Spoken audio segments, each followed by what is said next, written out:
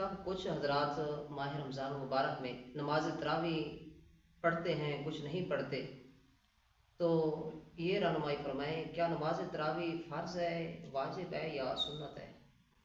ہاں، نماز تراویح کے حوالے سے واقعی یہ مسئلہ ہے۔ ہم نے بھی اس چیز کو بہت زیادہ محسوس کیا ہے۔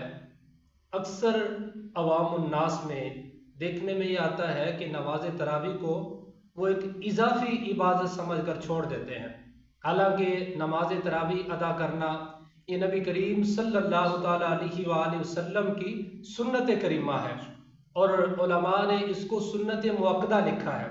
تو سنت مؤکدہ کی ادائیگی سے اس کو ادا کرنا چاہیے اور اس کو ترک نہیں کرنا چاہیے، کیونکہ سنت مؤکدہ ہے، اور اگر اس کو کوئی سرے سے پڑھے نہیں، بالکل اس کو ترک کر دے تو اس کا ترک جائز نہیں ہے۔ اس کی عادت بنا لینا ترک کی یہ بھی جائز نہیں ہے، وہ بندہ شرعی اعتبار سے گناہ گار ہوگا۔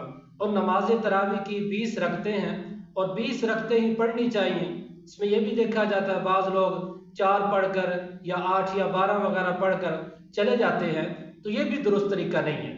مکمل 20 رکعتیں ادا کرنی چاہیے، یہی سنت مؤکدہ ہے اور اسی پر عمل کرنا چاہیے۔